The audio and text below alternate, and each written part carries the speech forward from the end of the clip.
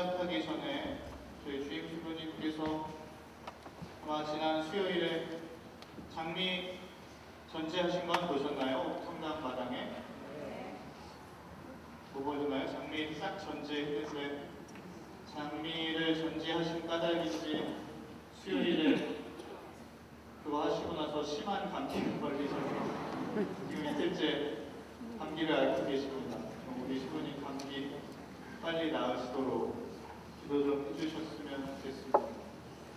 이제 오늘 고해성사에 대해서 우리가 이렇게 하기로 했지요. 그래서 고해성사에 대해서 이야기를 하기 위해서 하려다 보니까 고해성사 얘기하는데 제가 고해성사를 안 보고 오면 좀 그럴까 생각해서 저희는 매주 금요일마다 신학교에서 오후 2시부터 5시까지 사제들을 위한 상설 고해소가 있습니다.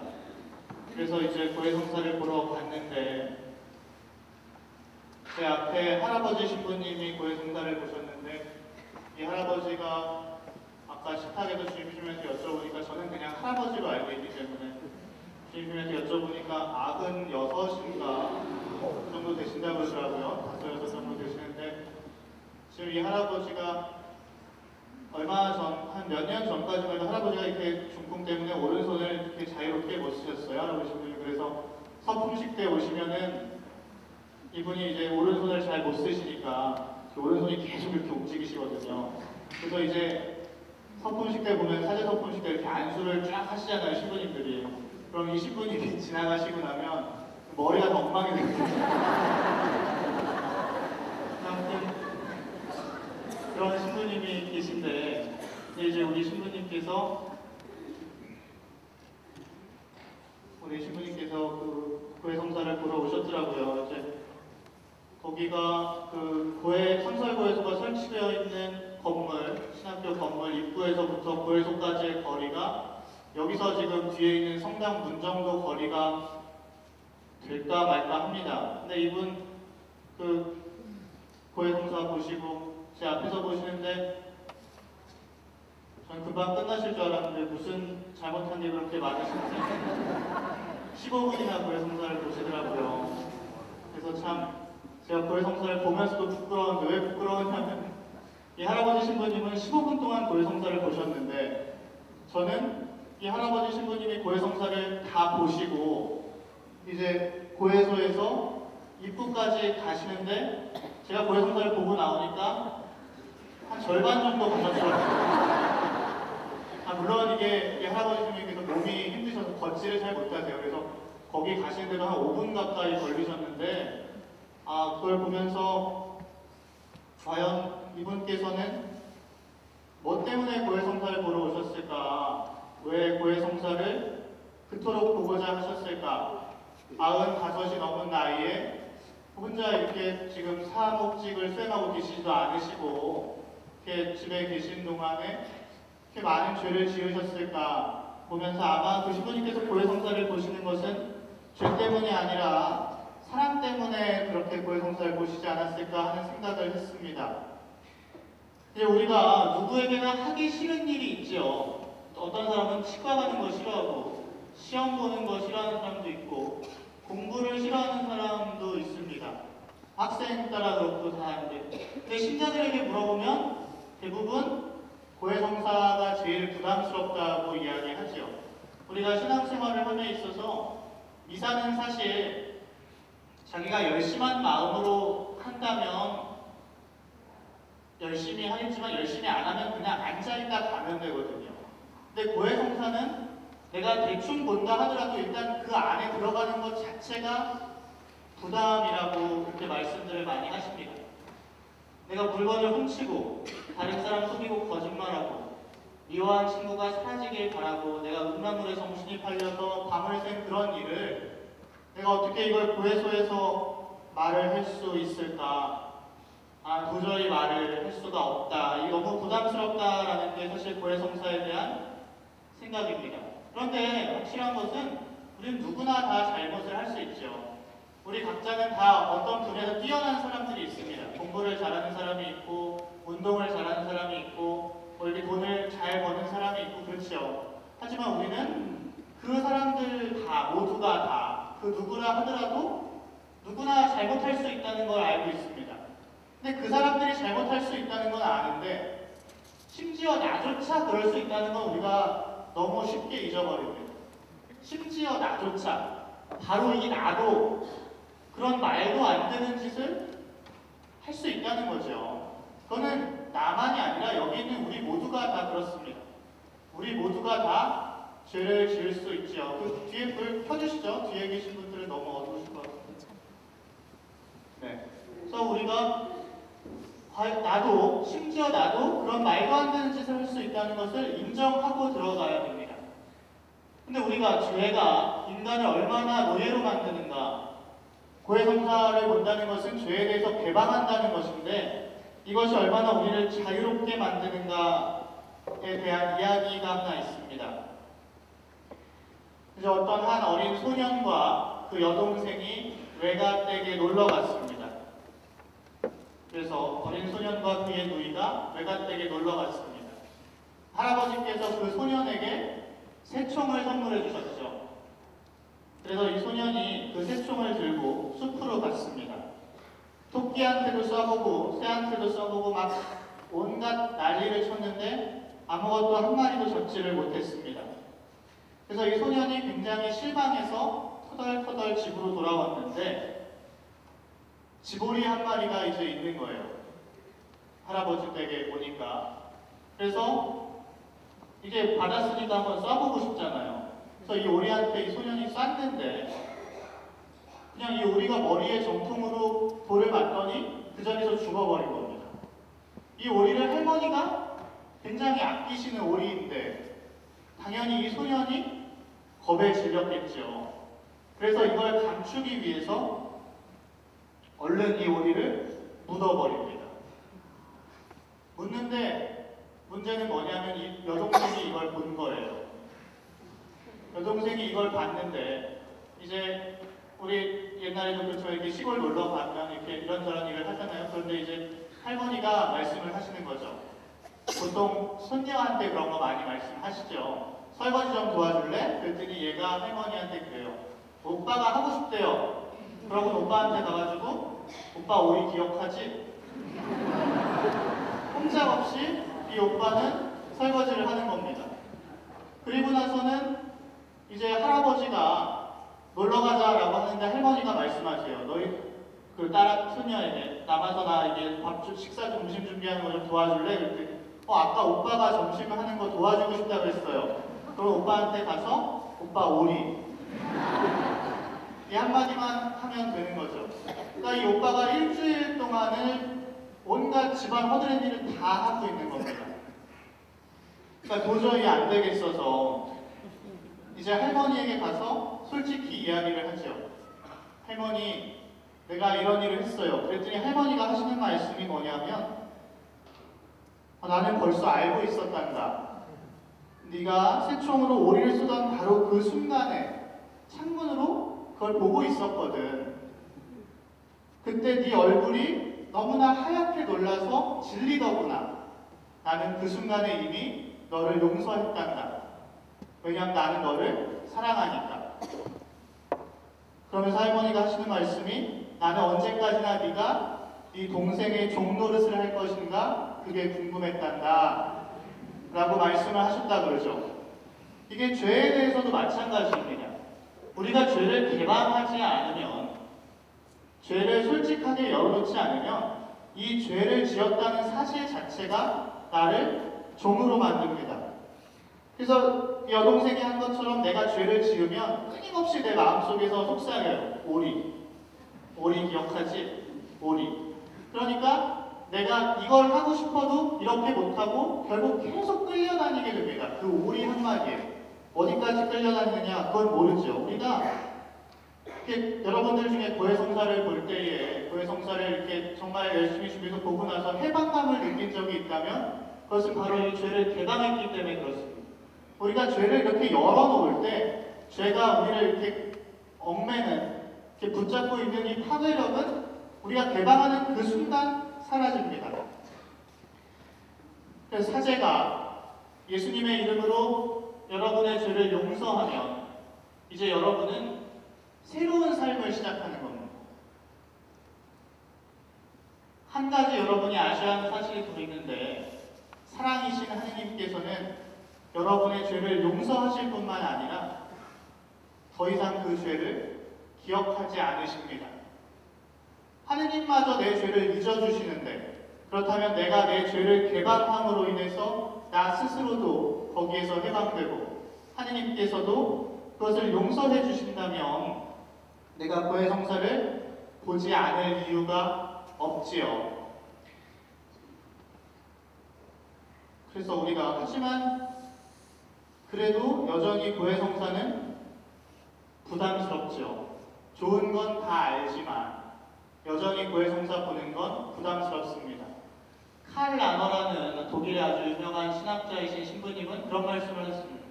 세상에서 가장 불편한 일은 자기 마음을 살피는 일입니다 라고 하셨죠. 이거는 누구나 마찬가지일 겁니다. 교황님이라고 자기 마음을 살피는 게 불편하지 않으시겠어요? 자기 마음을 살피는 건 언제나 불편합니다. 하지만 그보다 더 큰 하느님의 사랑을 믿기 때문에 내가 기꺼이 내 죄를 개방하고 고해 성사를 볼 수 있는 거죠. 네, 여러분 세례를 다 받으셨는데 예비자 교리 때를 기억해 보면서 고해 성사는 5가지 단계가 있습니다. 혹시 기억하시나요? 아무도 기억 못하시죠? 처음에 성찰을 합니다.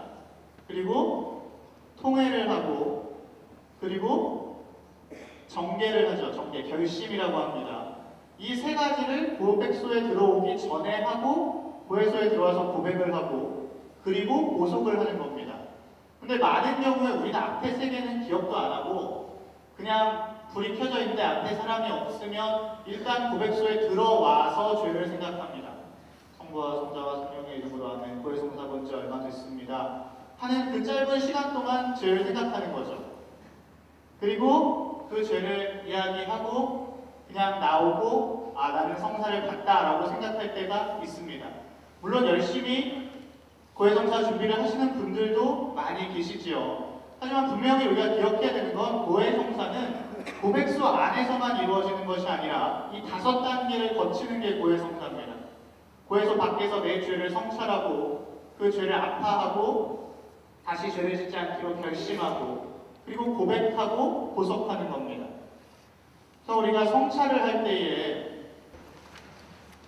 이거는 제가 만든 게 아니라 어떤 책을 참고해서 그냥 제가 정리만 한 건데, 일단 우리가 성찰을 하려면 고해 성사를 잘 보기 위해서 각자가 좀 준비해야 할 일이 있습니다.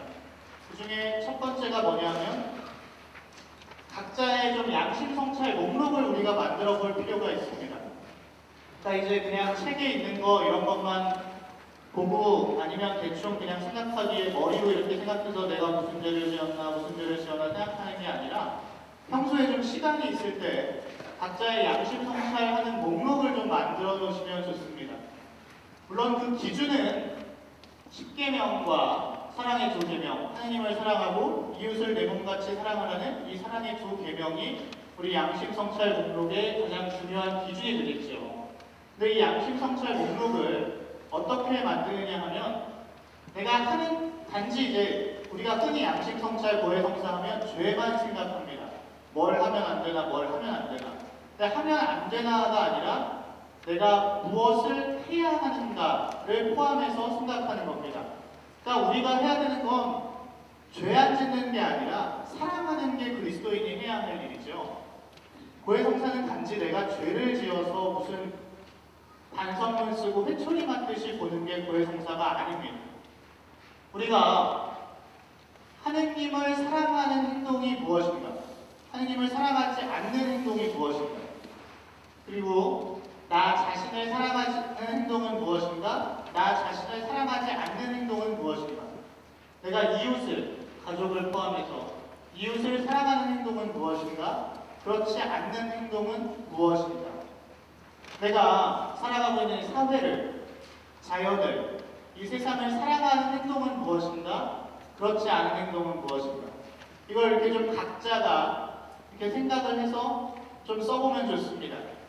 물론 이제 기본적으로 우리가 십계명이라든가 이런 것들 어기면 안 되는 그런 것들에 대해서도 이 리스트에 집어 넣어야 되겠죠. 하지만 내가 생각하기에 내 양심을 돌아보면서, 그러니까 내가 사랑에 속하는 행동이라는 것은 무엇이냐 하면 내가 지향하고 있는 가치입니다. 나는 적어도 그리스도인이라면 하느님을 사랑하기 위해 이렇게 살고자 하는 목표가 있다면 그 목표가 이제 양심성찰 목록에 들어가는 거죠. 그리고 그리스도인으로서 하느님을 사랑하는 사람으로서 이건 하지 말아야 되겠다라는 것들이 또 한쪽에 들어가는 겁니다. 그래서 우리는 이 중간 어디에서 항상 살아가고 있죠. 내가 꿈꾸는 대로 이상하는 대로 사는 사람은 없습니다. 하지만 내가 어느 범위 안에 사는가, 내가 이건 하지 말자, 내가 이걸 향해 살자, 이것을 내가 어떻게 사랑하는 행동은 무엇인가, 그렇지 않은 행동은 무엇인가를 좀 나름대로 만들어 보실 필요가 있습니다. 이건 이제 제가 고해성사에 관련된 책을 참고해서 그냥 이렇게 표를 만든 건데, 이건 예시이고요. 이제 이런 식으로. 근데 여기서 우리가 이것들을 가지고 나름대로의 좀 양심 성찰에 대한 목록을 만들어 보는 것이 좋습니다. 그리고 우리가 이 목록을 만들어 두고 고해성사를 보기 전에도 이것을 이렇게 한번 떠올리면서 내가 지은 죄를 생각해 보는 게 좋습니다. 그리고 나면 우리가 통회를 하게 되는데, 통회는 성찰을 올바로 하면 따라 나오게 됩니다. 내가 성찰을 하지 않으면 통회할 것이 없죠. 예를 들면 그런 겁니다. 어떤 사람은 빨간불일 때는 절대 건너면 안 된다고 생각하는 사람이 있고요. 어떤 사람은 사람이 없으면, 아무도 안 보면 그냥 건너도 된다고 생각하는 사람이 있습니다. 근데 나는 사람이 안 보고 사람이 없으면, 차가 없으면 그냥 건너도 된다고 생각하는 사람인데, 빨간불에 건너다가 경찰한테 걸려서 벌금을 냈어요. 그럼 그 사람은 뭐라고 생각할까요? 내가 참 재수가 없구나 라고 생각을 하겠죠. 그때에는 그런 식으로 죄를 생각하면 통회할 수 없습니다. 그냥 내가 우연히 걸렸다 생각하면 통회할 수가 없죠. 내가 뭘 그렇게 잘못했다고, 그냥 재수가 없어서 걸린 거지.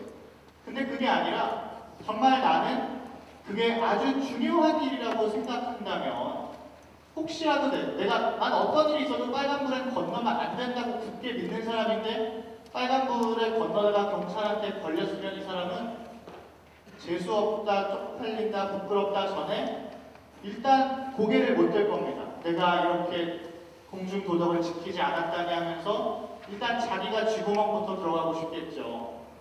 그러니까 그런 감정이 어떻게 보면 통회라고 할 수 있습니다. 그 부끄러움이 통회라는 것이 아니라 우리가 죄를 올바로 성찰하면 하느님 앞에서 내가 한 잘못, 내가 그동안 얼마나 부족했는가를 올바로 생각하면 자연스럽게 통회할 수밖에 없습니다. 아, 내가 정말 하느님의 마음을 아프게 해드렸구나. 그분이 나를 그토록 사랑하시는데, 근데 우리가 하느님이 얼마나 우리를 사랑하시는지, 얼마나 절절히 우리를 사랑하시는지에 대해서 충분히 생각하고 성찰하지 않았다면 그냥 영성체 해야 되는데 내가 지난주에 휴가 가느라 놀러 가느라 미술을 못 봤네. 그럼 그냥 아무 생각 없이 들어와서 고해성사 본 지 6개월 됐습니다. 지난주에 미사 빠졌습니다. 이밖에 알아내지 못한 죄에 대해서는 통회하오니 사하여 주십시오.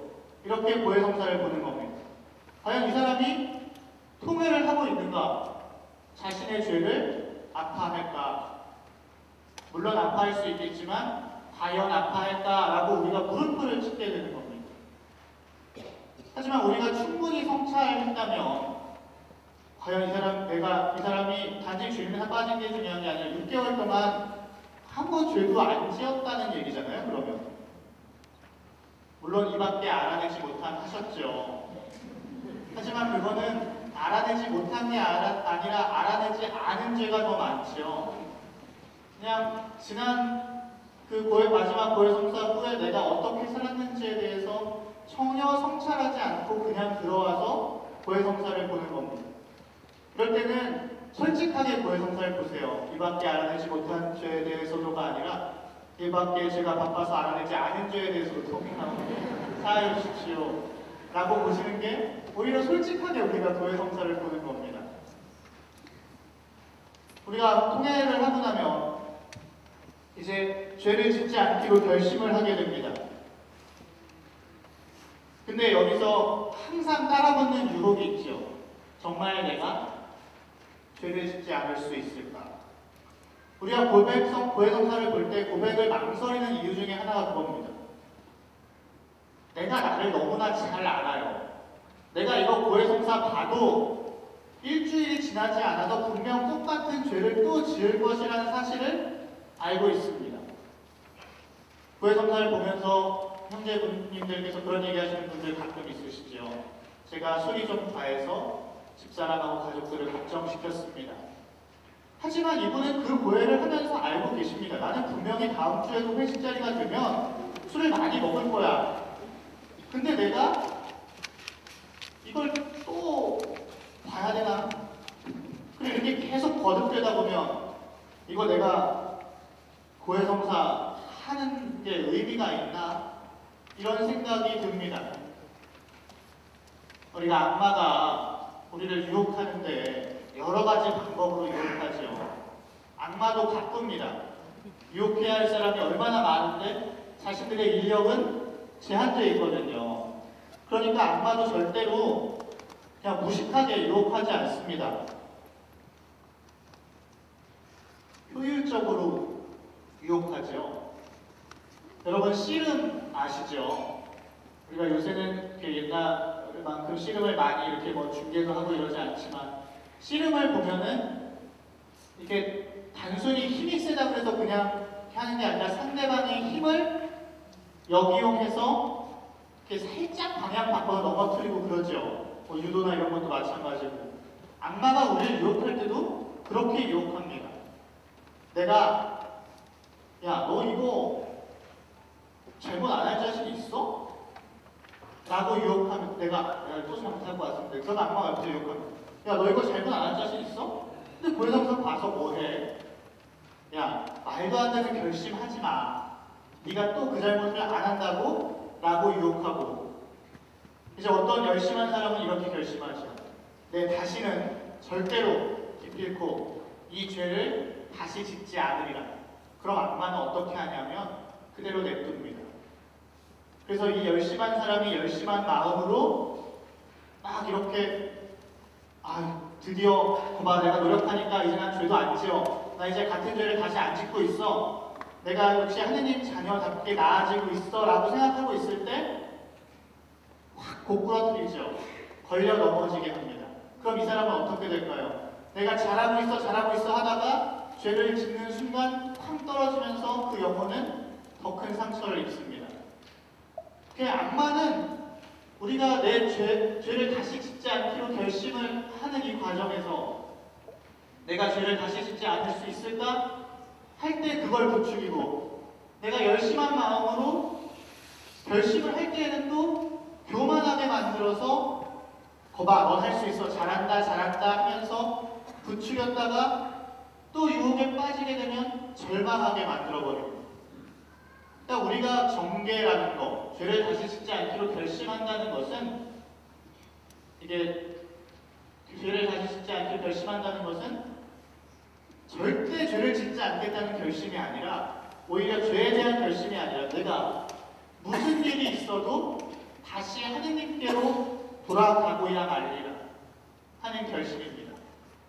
내가 똑같은 죄를 또 지어도 또 가서 고해성사 보고 또 다시 짓지 않기로 결심하고 그러다가 옛날엔 3시간 간격으로 짓던 죄가 3시간 1분이 되고 2분이 되고 겉으로 보기엔 전혀 나아질 게 없어 보이지만 내가 끝없이 고해성사를 보고 끝없이 죄를 짓지 않기로 결심하고 끝없이 성찰하고 통회하고 결심하고 하는 그 안에서 내 안에서 하느님의 은총이 자라나면서 결국 내가 하느님 은총의 도우심으로 나의 열심함이나 각오 때문이 아니라 그 죄를 극복할 수 있게 됩니다. 그 누구에게나 있는 유혹이죠. 신학생들도 마찬가지죠. 저희는 신학교에 있으면 한 달에 수녀님들도 아마 그러시겠지만 한 달에 한 번은 의무로 고해 성사를 봐야 되고 그래서 저희는 한 달에 한 번씩 성사표를 넣어야 됩니다. 성사표를 안 넣으면 영감 신부님이 방으로 부르시죠. 그래서 이제 벌점 받고 반성문도 쓰는데 그래서 이제 근데 또 신부님들은 보통 한 달에 한 번이 아니라 2주에 한 번 정도씩 이렇게 보라고 하시는데 처음에 1, 2학년 때는 열심한 마음으로 보다가 3, 4학년 되고 5학년 되면 항상 내가 지금 신학교 입학한 지 7년이 지났는데 1, 2학년 때나 나나 지금이나 죄 고백하는 걸 생각해보면 별반 다른 것도 없고 그때 짓는 죄 지금도 또 짓는데 뭔가 5학년이 됐으면 뭔가 좀 더 죄가 거룩한 죄가 있어요. 뭔가 이렇게 좀 거룩한 죄를 고백해야 될 것 같은 거죠. 그냥 막 이렇게 단순하고 어떻게 신학교 5학년씩이나 된 사람이 이제 곧 구제품 받을 사람이 그런 죄를 지어 하는 죄 말고 역시 이제 곧 구제님 될 사람답게 죄도 거룩한 죄를 짓네 할 만한 그런 죄를 고백해야 될 것 같은 유혹이 항상 찾아옵니다. 우리도 마찬가지죠. 내가 신앙생활 이만큼 열심히 했고 남들이 나를 볼 때에 저건 참 열심히야 라고 생각하면 뭔가 고백도 남달라야 될 것 같은 유혹이 항상 있습니다. 근데 그렇지 못하죠. 사실 우리는 다 똑같이 약한 사람들입니다. 하지만 우리가 이런 유혹에 빠지지 않아야 됩니다. 그래서 교구 사제들의 수호성인인 마리아 비안네 신부님께서는 이런 말씀을 하셨습니다. 사랑의 하느님은 당신을 귀찮게 하는 것을 좋아하십니다. 내가 자꾸 똑같은 거 가지고 하느님한테 잘못했습니다 찾아오면 귀찮아하시지 않을까? 그분은 귀찮아하시지 않습니다. 아까 처음에 말씀드렸죠. 그분은 우리의 죄를 용서만 해주시는 게 아니라 기억하지 않으십니다. 또 잘못했냐가 아니라 또 왔구나. 그래 다시 왔구나. 잘 왔다. 하시는 분이지 절대 또 그거 잘못했어 라고 하시는 분이 아니라는 거죠. 그래서 우리가 고백을 하는데 우리가 고해에 들어서 고백을 하게 되는데 우리가 좀 더 고해 성사를 잘 보기 위해서는 성찰을 하고 나서 자기가 이렇게 죄를 좀 메모지에 기록하는 습관을 가지면 좋습니다. 공책 말고 메모지에 기록해야 됩니다. 그래서 메모지에 기록을 하는데 여기서 알아낸 죄를 남김없이 고백하기 위해서 내가 정말 말하기 부끄럽고 내가 이 죄는 정말 말하기 싫은 죄 이런 죄를 맨 위에 쓰는 게 좋지요. 우리가 부끄럽다고 숨기고 싶다고 맨 밑에 써놓으면 어떻게 됩니까? 죄를 이렇게 써놓은 것을 읽다가 끝부분에 가면 악마는 그 짧은 시간을 놓치지 않습니다. 끊임없이 유혹하죠. 야, 앞에 많이 했잖아. 그냥 그 뒤에 그거는 말하지 말고 이 밖에 알아내지 못하고 돌려. 라고 우리를 끊임없이 유혹합니다. 그러니까 그럴 때일수록 그런 죄는 내가 거듭해서 반복적으로 넘어지고 부끄럽고 숨기고 싶은 죄일수록 그 메모지에 맨 위에 올려놓으면 됩니다. 그리고 나서 우리가 고해서에 들어가서 고해 성사를 보고 다 남김없이 고백하고 사제경과 함께 죄를 용서받고 새롭게 태어나서 고해서 밖으로 나온 다음에 그 메모지를 잘게 찢어버리는 겁니다. 우리 성경에도 그런 말씀이 나오죠. 그분은 우리의 죄 문서를 불태워버리셨다라는 구절이 나옵니다. 이 죄가 앞에 우리가 이야기했던 것처럼 이 죄를 내가 개방하지 못한 것 때문에 나를 그냥 이 쇠사슬에 내 코를 떼가지고 꼼짝도 못하게 하고 있던 이 죄로부터 이제 내가 해방되었던 겁니다.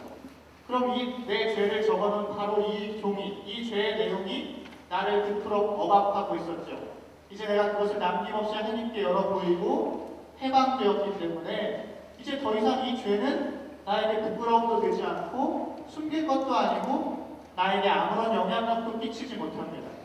그래서 그냥 그걸 다 찢어버리는 겁니다. 우리가 그런 생각을 하게 되죠. 고해 비밀에 대해서 그때 신부님이 내 목소리를 알아들을 것 같아요. 신부님이 나를 이상한 사람으로 보면 어떡해요. 근데 사실 여러분이 이 말을 믿으실지 모르겠지만 저 안에 있으면 그 목소리가 다 그 목소리 같아서 그렇게 구분이 되지도 않고요. 그리고 하느님께서는 그런 은총을 주시는지 들을 때 그렇게 놀랄만한 죄를 짓는 분들도 없고 우리가 다 똑같이 부족하죠. 다 비슷한 죄를 짓고 살아요. 그리고 저 안에서 듣고 나서 나오면 그렇게 잘 기억이 나지 않습니다. 하느님께서 아마 사제들에게 허락하신 은총이 아닐까. 왜냐하면 그게 뭐 제가 듣고 제가 용서하는 거 아니잖아요. 그냥 귀 좀 빌려드린 건데 굳이 제가 기억할 이유가 있나요? 그리고 이제 이런 일이 있습니다. 고해 비밀에 있어서는 단순히 이런 차원에서가 아니라 교회법으로도 사제가 어떤 식으로는 고해 비밀을 누설하며 여기서의 고해 비밀의 누설이라는 것은 어느 정도까지를 이야기하냐면 제가 아까 말씀드린 것처럼 고해 성사본지 6개월 됐습니다. 지난주에 이상 버렸습니다. 이밖에 안 해. 이 정도 이런 걸 고해 비밀이라고 하는 것이 아니라 누가 얘기했는지 그러니까 이거는 되게 일반적인 거잖아요. 이런 일반적인 거 말고 좀 특정한 죄라든가 이런 것을 언급한다든가 뭔가 좀 굉장히 사적인 죄에 언급한다든가 아니면 누가 들어도 죄만 얘기해도 그게 누구 얘기인지 다 알 수 있게 이렇게 하면 절대 안 되는 거죠. 당연히 실명이라든가 그 사람이 고해 성사를 바탕한 사실 자체에 대해서 절대 언급을 하면 안 됩니다. 그리고 고해 비밀을 누설하는 순간 저는 자동적으로 사제가 아니게 되죠. 사제직을 박탈당합니다. 그렇기 때문에 고해 비밀이라는 것은 그만큼 철저하게 지켜져야 되는 것이고 실제로 1899년에 얼마 전에도 그런 일이 한 번 있어가지고 지금 아직 어떻게 될지 모르겠는데 1899년에 프랑스의 뒤몰린이라는 신부님이 계셨습니다. 이제 이분이 사제관에 있는데 어떤 신자분이 건축헌금을 내려고 사제관에 오셨어요. 사제관에 있던 문지기가 그 건축헌금이 탐이 나서 그 사람을 죽여버리고 그 건축헌금을 가로챈 다음에 그 사람을 죽인 도끼를 신부님의 서랍 안에 넣어 놓았습니다. 그리고는 이 사람이 신부님에게 가서 고해 성사를 받죠. 신부님, 제가 신부님을 모함하는 큰 잘못을 저질렀습니다. 이 신부님은 잡혀가셨는데 조사 과정에서나 언제에도 그 사람이 했다고 한마디도 하실 수가 없었고 하시지 않았죠.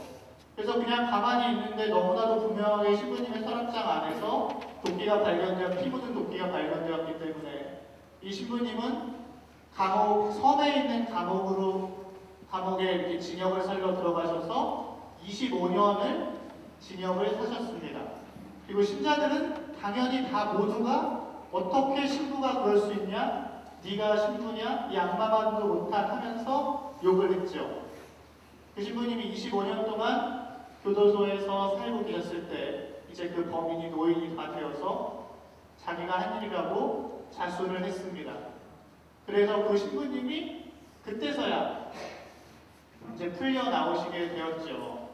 지금 미국에서 문제가 되고 있는 사건이 하나가 무엇이냐면은 어떤 여자 하나가 자기가 어렸을 때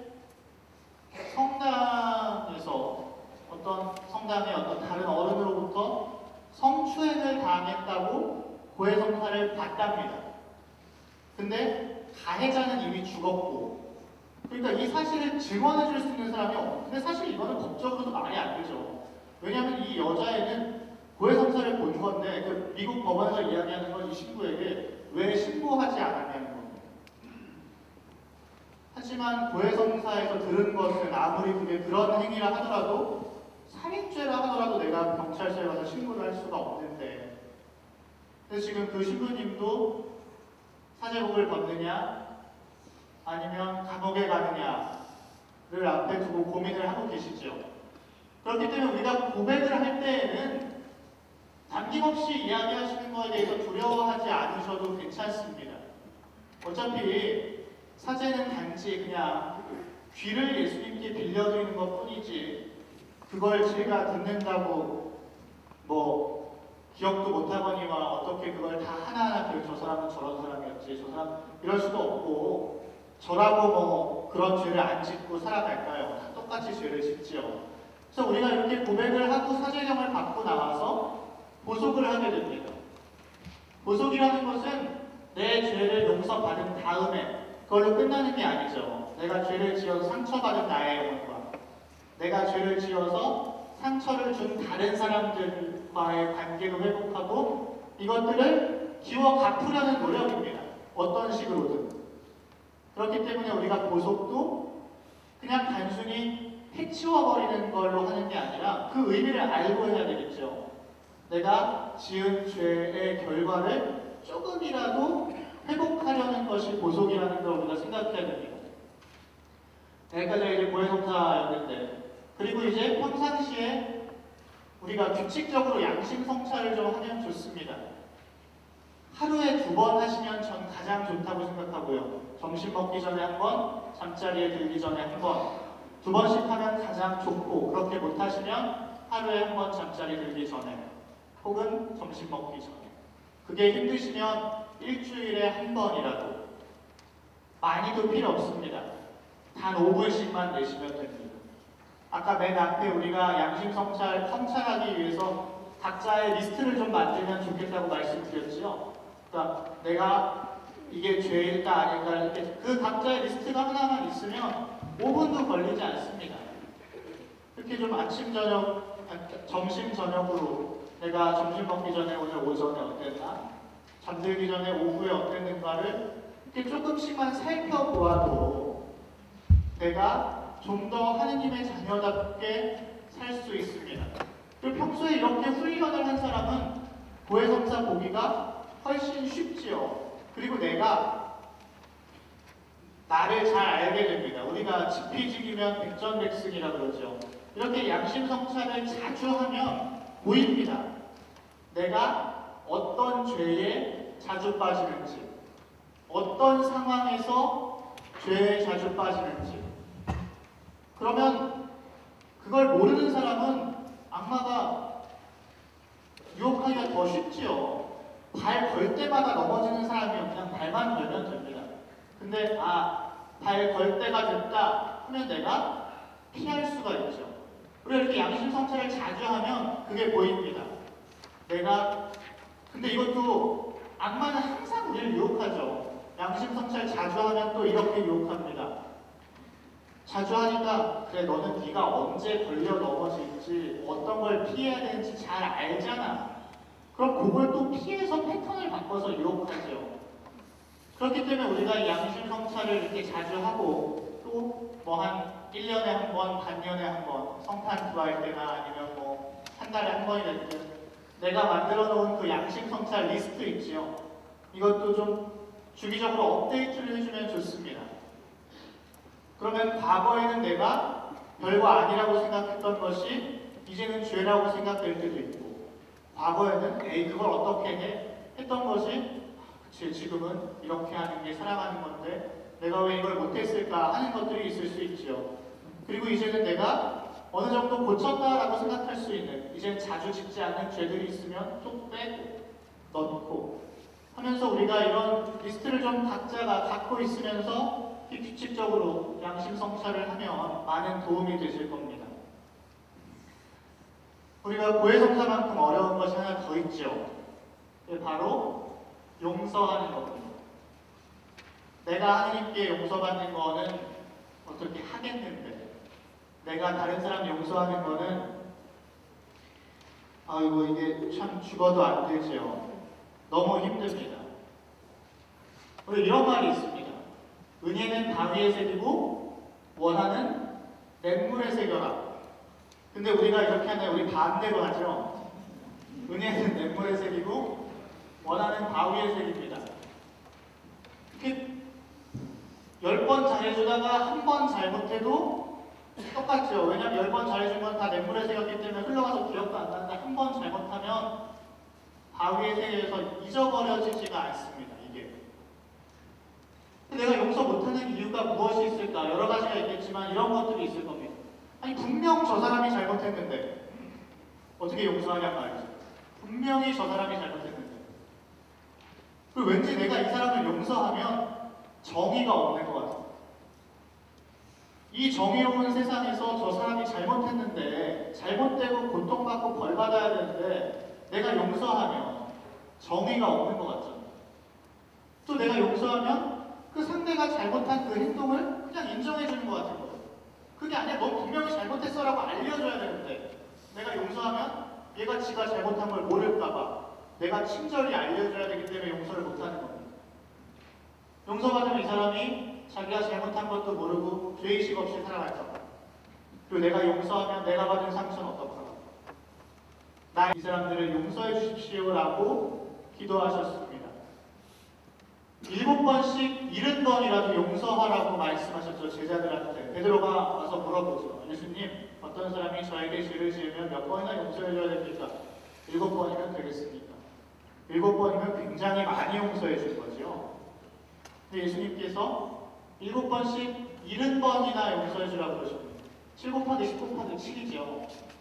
7, 17은 성서에서 완전함을 뜻하는 숫자들입니다. 그걸 3번이나 반복하면서 더하는 것도 아니고 곱해가면서 용서해 주라는 얘기는 항상 언제나 용서해 주라는 말입니다. 우리가 스페인 한 성당에 가면 구해소 위에 십자고상이 이렇게 십자가 고상이랑 팔이 이렇게 붙어 있어야 되죠.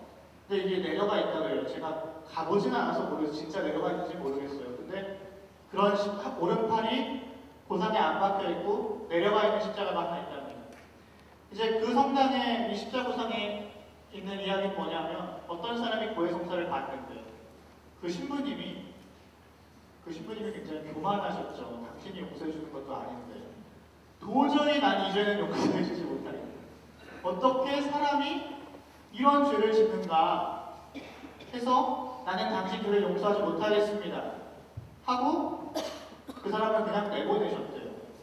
그러니까 이제 그 고해소 위에 있는 십자가에 있는 예수님이 팔을 움직여서 그 사람의 죄를 용서해 주셨다고 그런 이야기가 있습니다. 아마 그런 의미로 이 십자고상을 어떤 작가분이 만들었겠죠.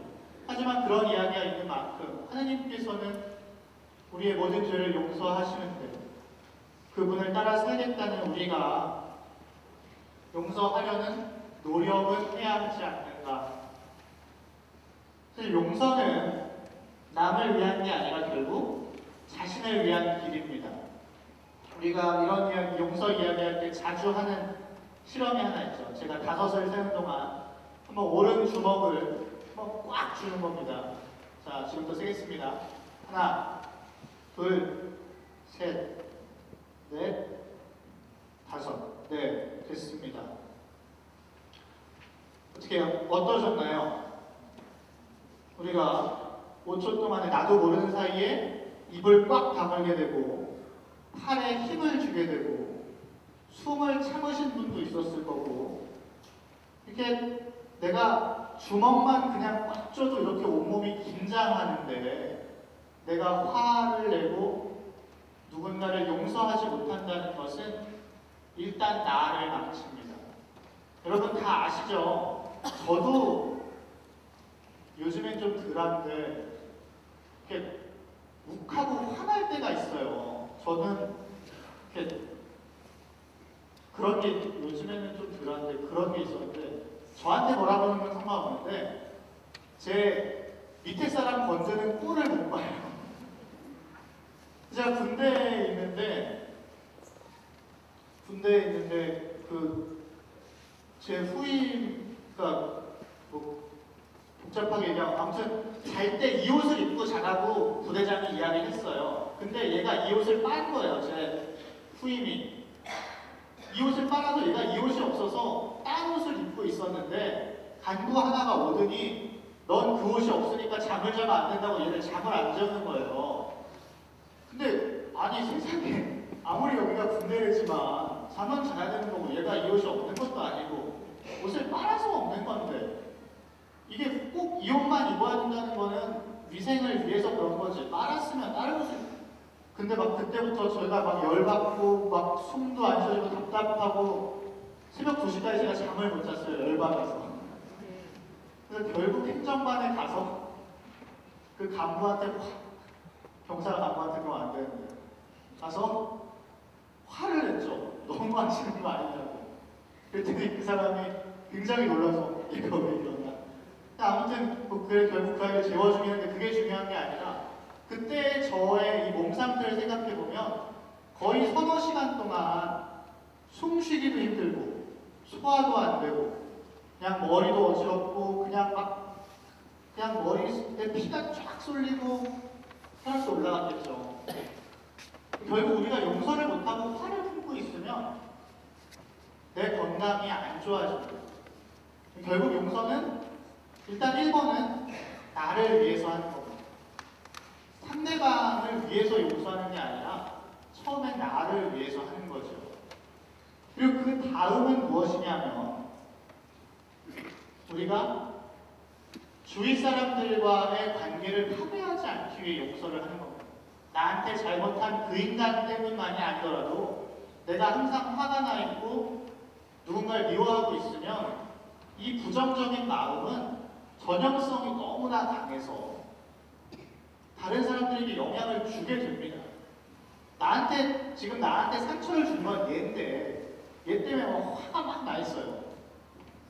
화가 이만큼 나 있는데 그런 거죠. 어머니 아버지가 있는데 아버지가 술을 이만큼 먹고 들어와가지고 지금 막 어머니가 막 한바탕 막 했어요. 그래서 아버지 때문에 지금 화가 이만큼 나 있습니다. 근데 애가 오더니 엄마 나 내일 문제집 사야 되는데 돈 좀 더. 그러고 난 돈이 없어 하면서 저한테 용돈 주면 어쩌면서 갑자기 얘한테도 화를 내게 되죠. 그럼 얘는 또 어떡합니까? 왜 나한테 짜증내냐 그러면서 받아치죠.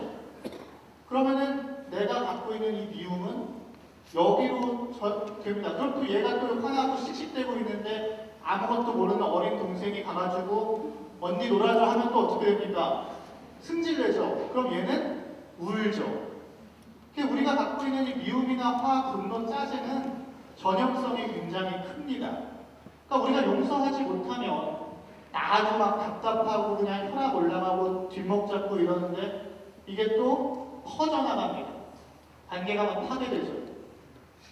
그래서 우리가 이 악순환을 끊는 길은 용서밖에 없습니다. 우리가 왜 욕하면서 담는다는 얘기 정말 많이 하죠. 그런 이야기 있습니다. 회초리로 맞은 며느리는 시어머니가 되면 몽둥이로 때린다.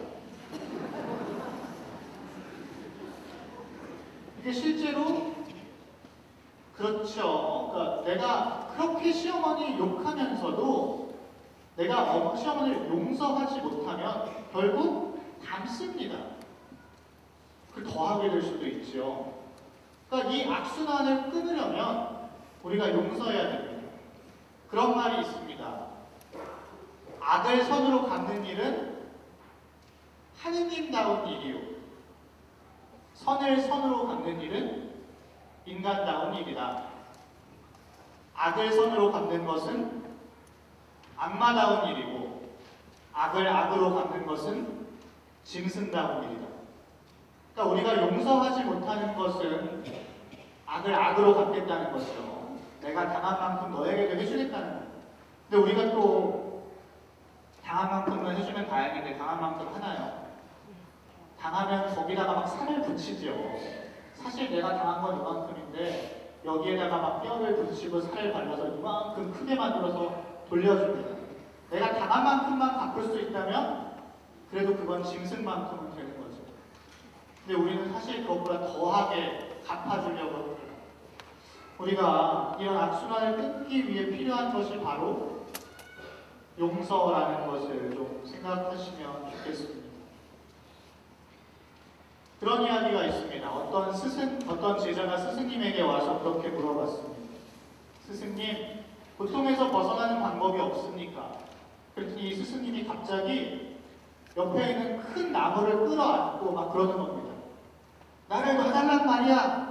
야, 이 나쁜 나무야. 빨리 나를 놓아줘. 그러니까 이 제자가 우리 스승님이 미쳤나? 갑자기 왜 저러시나?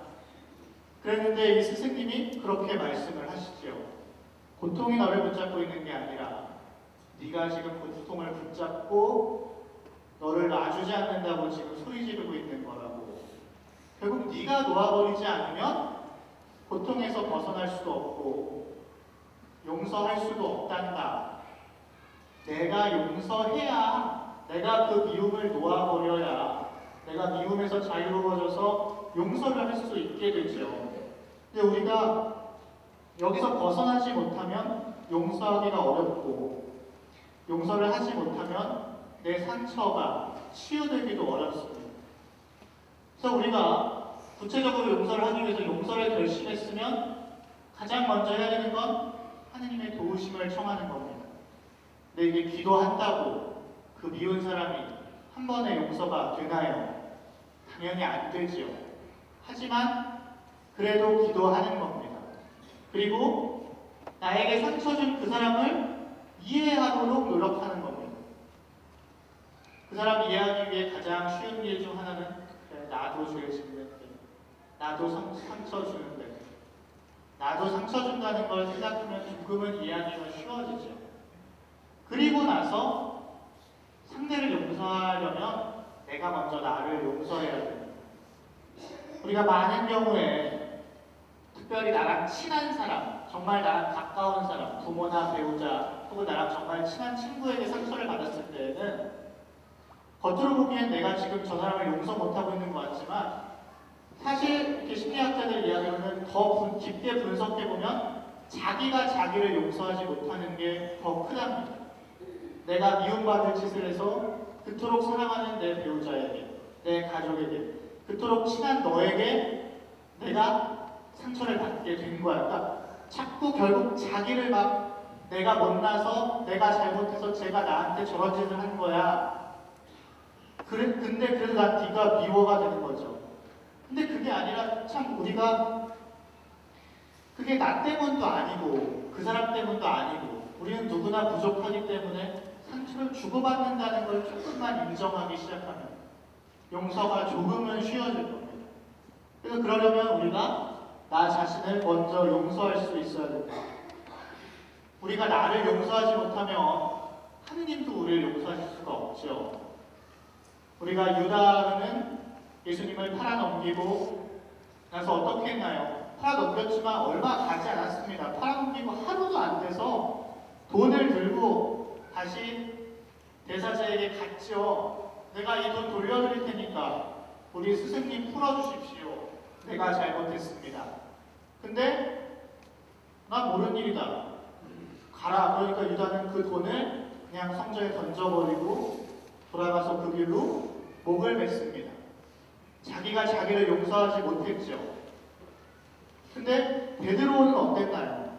베드로도 유다처럼 예수님을 3번이나 모른다고 했습니다.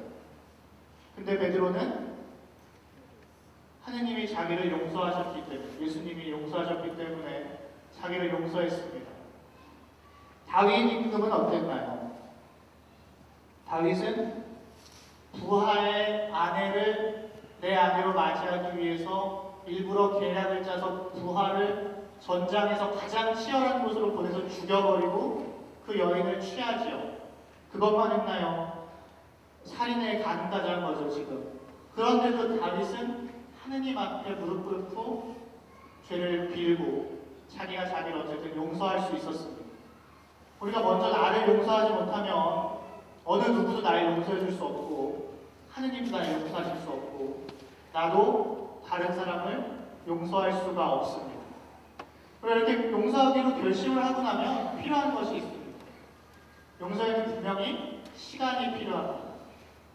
내가 의지만 가지고 기도한다고 머릿속으로 이해했다고 해서 용서할 수 없습니다. 그러니까 내가 지금 당장은 용서가 되지 않더라도 조금 더 일단 내 화를 좀 식힐 시간이 필요하겠죠. 그리고 상대도 용서를 받아들일 나에게 화해를 청할 시간이 필요합니다. 그 다음은 용서와 화해는 분명 다릅니다. 내가 이 사람 용서했다 그래서 화해까지 하는 건 아니죠. 나는 이 사람을 용서했지만 이 사람이 자기 잘못을 인정하고 나에게 자기 잘못을 용서를 청할, 그러니까 이 사람도 용서를 청할 준비가 되어야 비로소 우리가 화해할 수 있습니다. 나는 이 사람을 용서했다 하더라도 이 사람은 아직까지 나는 난 널 용서했어 하는데 이 사람은 내가 뭘 잘못했어? 라고 생각하고 있을 수도 있습니다. 그때 내가 하느님을 닮은 사람으로서 나를 위해서 그 사람을 용서할 수는 있지만 우리가 화해하기 위해서는 아직 시간이 더 필요한 거죠. 용서했다고 해서 다 잊어야 되는 건 아닙니다. 다 잊을 수도 없죠. 우리는 하느님이 아닙니다.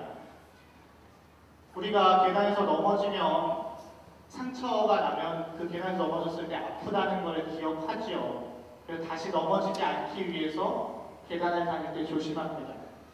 마찬가지로 우리가 이렇게 상처를 기억하고 있다는 것은 그것이 나에게 아픔이 된다는 것을 기억하고 있다면 그런 상황이 오지 않도록 이제 그렇게 서로 미움을 주고받고 그렇게 해서 상처가 되지 않도록 우리가 어느 정도 그 상처를 기억하고는 있을 수 있습니다. 하지만 우리가 용서하는 순간 우리 상처는 치유되고 아물기 시작합니다. 하지만 흉터는 남지요. 그래서 우리가 용서하기 위해 가장 필요한 건 예수님의 십자가를 기억하는 겁니다. 도저히 용서 못할 것 같을 때에도 예수님의 십자가는 항상 우리에게 딱 세 글자 아니면 네 글자 얘기하시죠. 그래도 아니면 그럼에도 그래도 예수님의 십자가가 우리에게 하는 가장 분명한 메시지는 그 세 글자입니다. 그래도 그냥 십자가 앞에서 내가 얼마나 억울하고 저 사람이 얼마나 나쁘고 못됐고 얼마나 진짜 그 죽일 놈이고 진짜 못 볼 사람이고 있어서는 안 되고 나에게 저 사람이 얼마나 큰 아무리 얘기하면 예수님은 십자가는 우리에게 딱 세 글자를 이야기해요. 그래도 용서하자꾸나. 그래도 마찬가지죠. 우리가 그분 앞에 가서 그럽니다. 주님, 저는 진짜 부족하고 못났고 제가 얼마나 나쁜 짓을 했고 예수님 그러시죠. 그래도 잘 왔다, 고맙다, 사랑한다 이렇게 말씀하십니다. 그래서 우리가 큰 상처를 받았을 때 용서하지 못하면 그 상처를 치유할 수 없습니다. 우리가 용서하면 우리 용서는 우리의 과거를 바꿔놓지 못하지만 나와 상대방의 미래를 바꿔놓습니다. 우리가 그렇기 때문에 고해성사를 더욱 열심히 준비해서 보고 그리고 다른 사람을 용서하는 삶을 살 수 있으시면 좋겠습니다. 우리 주보에도 공지가 되었지만 그래서 3월 13일과 14일에 다음 주 금요일과 토요일에 프란시스코 교황님의 지향대로 24시간 동안 성당 문을 개방하고 성체조배를 하면서 고해성사를 합니다. 이번에 우리 판공성사는 사순 5주일에 하는 것이 아니라 그때 하지요. 그렇기 때문에 또 이게 새벽에도 열려있고 언제든 열려 있습니다. 손님, 신부님들도 3분이나 오시고 이번 기회에 한번 우리가 고해성사의 은총을 좀 더 깊게 체험하실 수 있으면 좋겠습니다. 또 이때에는 나 혼자 죄를 뉘우치는 게 아니죠. 전 세계에 있는 10억 명이 넘는 우리 같은 신앙을 갖고 있는 교우들이 함께 죄를 뉘우치고 하느님께 용서를 청하는 겁니다. 나만이 아니라 나처럼 부족한 사람들이 수없이 많고 그 사람들이 함께 기도하고 함께 죄를 뉘우치고 있죠. 나는 혼자가 아니고 나 혼자 미움을 갖고 있는 게 아니고 나 혼자 상처받은 게 아니라 나와 같은 사람들이 함께 기도합니다. 그 예수님께서 우리와 함께 계시죠. 그렇기 때문에 우리가 함께 기도하는 것의 힘에 대해서 특별히 내가 교황님 지향대로 평소에 무관심했던 것에 대해서 자신에 대해 건강에 대해 무관심했던 사람도 있고 이웃이나 세상에 대해 내가 무관심했던 것에 대해서 이렇게 반성하고 기도하는 시간을 우리가 함께 가지시면 좋겠습니다. 그래서 다음 주에는 우리가 이제 고해성사가 아니고 다음 주에는 미사에 대해서 이야기를 나눠보도록 하겠습니다. 다음 주에는 이제 다음 주 금요일 7시부터 우리가 고해성사를 금요일 7시, 저녁 7시부터 토요일 저녁 7시까지 드릴 텐데 그래서 다음 주에는 금요일 저녁에 이 시간에 금요일 저녁 7시에 간단한 참회 예절을 하고 그리고 7시 20분에 십자가의 길을 하고 8시에 미사를 하고 8시 30분에는 십자가의 길이 있고, 사도특강이 8시 반부터 미사를 주제로 있고, 그것이 끝난 다음에는 다음날 저녁 7시까지 계속 성체를 현시에 놓고 고해성사도 계속 드릴 겁니다. 특강하는 도중에도 계속 고해성사 드릴 거고요. 그렇기 때문에 우리가 이제 그 시간 피정이다 생각하시고, 그걸 뭐 처음부터 끝까지 함께 하셔야 되는 것도 아니고, 언제든 내가 30분이든 1시간이든 10분이든 내가 하고 싶은 시간대에 오셔서 함께 하시면 좋겠습니다.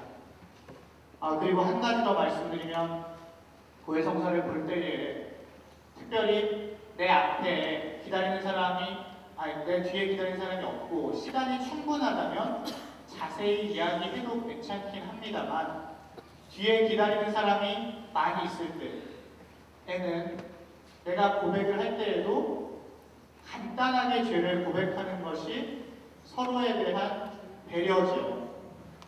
아니면 내가 뒤에 기다렸다가 거의 끝 무렵에 보든가 하는 것이 좋습니다. 안 그러면 고해성사 보러 와서 고백을 기다리는 도중에 죄를 지게 될 수 있지. 사제도 마찬가지입니다. 지금 7시 미사인데 지금 6시 한 53분인데, 물론 여러 가지 상황은 우리도 다 이해를 하고 있습니다. 또 차를 타고 오시는 분들은 버스가 50분쯤 도착하지요. 그분은 오자마자 고해성사를 보러 올라오신 겁니다. 그렇기 때문에 주임 신부님이 대부분 고해성사를 바꿔주시죠. 제가 미사를 들어가면. 근데 그렇지 못할 때가 있거든요. 그러면 이제 5분 남았는데 이분이 들어오시면 빨리 이분 드리고 미사를 가야 되겠다. 저는 지금 마음이 급한데, 이분이 이제 당신 죄가 아니라 다른 사람 욕을 막 시작하시면 저는 되게 답답해집니다. 저는 아직 석훈받은 지 얼마 안 돼서 어디서 끊어야 될지도 잘 모르겠어요. 그렇기 때문에 우리가 미사 시간이라든가 이런 것을 보고 내 뒤에 누가 기다리고 있는가를 보면서 고백성사를 고백을 할 때도 좀 더 간결하게 나의 죄를, 그냥 며느리가 왜 미운지는 이야기 안 하셔도 됩니다. 그냥 내가 며느리를 미워했다고만 이야기하시면 되는 거죠. 네.